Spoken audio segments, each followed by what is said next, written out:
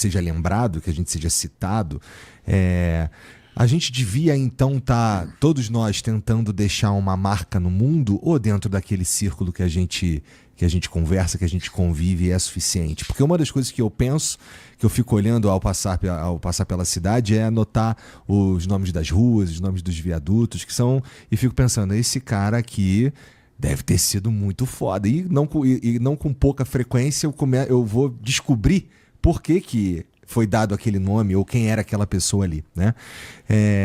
No fim das contas, de produzir alguma coisa que seja importante, que contribua para que a gente, como sociedade ou como humanidade, vá um pouquinho mais longe, né? Não acho que todos temos essa possibilidade, até por conta das oportunidades. Mas e as oportunidades? Não, porque você e eu, porque estamos dialogando, temos uma diferença nesse ponto que eu não preciso ser famoso, eu preciso ser importante. Uma pessoa pode ser importante quando ela cuida de uma família, quando ela faz o bem para outras pessoas, quando ela não tem um reconhecimento de celebridade, e pode sê-lo, tal como alguns têm fama também. Você tem fama, eu tenho fama. Mas a fama se vai conosco se a gente não tiver importância. Isto é, há pessoas que são célebres, mas quando elas deixam, né, de existir, nós apenas as deixamos como uma placa de rua. E outras, aquela placa tem um sentido muito forte, porque elas nos lembram algo que nos faz pensar, poxa, deve ter sido muito bom conviver com essa pessoa, ela fez muito bem. A oportunidade está o tempo todo. Né? Quando você vê exemplo de pessoas no dia a dia que são capazes de, naquilo que é o ato do que faz, né? Na convivência que tem, na família, no grupo de amigos, dela se tornar relevante, ela não tem que ser famosa. A fama desaparece. Eu olhava aqui algumas coisas em volta também de enfeites, né? Se eu perguntar para você, talvez você saiba a resposta, eu não vou perguntar, mas se eu perguntar para você, quem foi o melhor jogador de futebol considerado pela FIFA em 2004? Quem foi em 2005? Não sei. Então, a ideia de alguém que tem uma fama, claro que ela pode auxiliar. E há pessoas que não deveriam mais ser homenageadas, né, em relação a algumas coisas, quando a gente tem clareza de qual foi a obra que elas tiveram. Nessa hora, eu volto para um ponto. E por isso que eu falei que tinha ali uma discordância que é muito lateral, né? Eu acho que todas as pessoas temos a ocasião, a oportunidade de fazer aquilo que é relevante na comunidade em que estamos. Alguns são capazes de ampliar isso por um atendimento que é mais ampliado quantitativamente.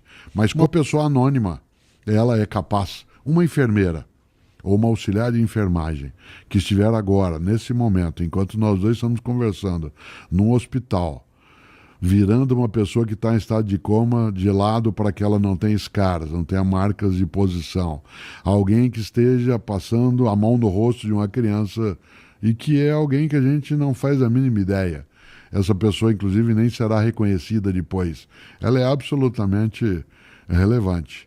Também é Albert Sabin, quando cria uma vacina e decide que não vai patenteá-la para que ela possa ser usada pelas pessoas, né, que vierem necessidade. Aliás, ele era casado com uma brasileira.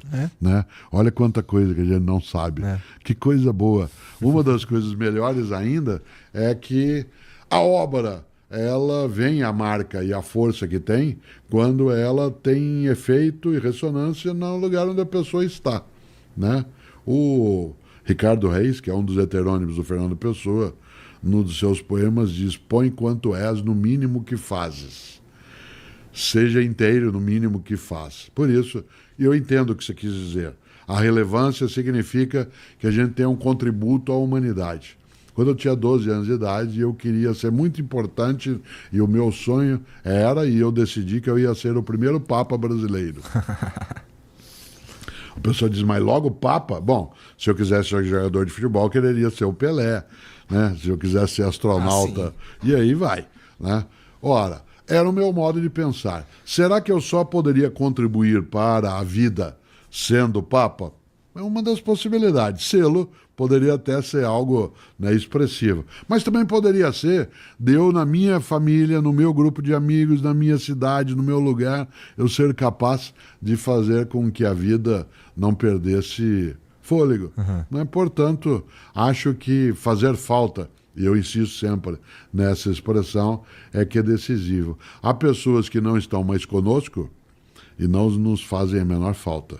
E há outras que continuam conosco exatamente porque fazem falta. Né? Isto é, gostaria que aqui estivesse. Como lembrou e lembrava bem Martin Heidegger, um filósofo alemão, citei o Goethe, vamos citar outro alemão, né? Ele dizia que a agonia da presença, da ausência, é exatamente o nome que nós damos, né, à lembrança. A lembrança é a agonia da presença, da ausência. A coisa mais difícil para você e para mim na vida é lidar com a presença da ausência. Por isso que algumas religiões buscam comunicar-se com quem se ausentou fisicamente.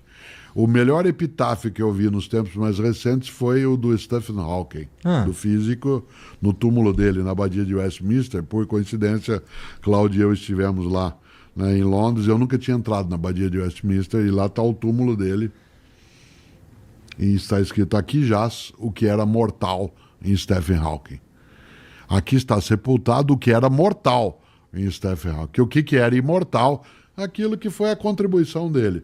Todos nós seremos Stephen Hawking? Não.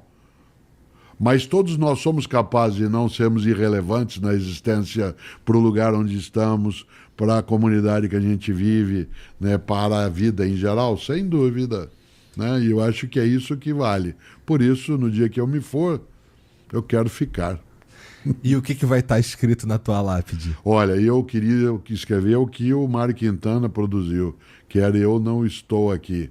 Mas se eu for alguém na filosofia provocativa, talvez esteja Eu Não Falei.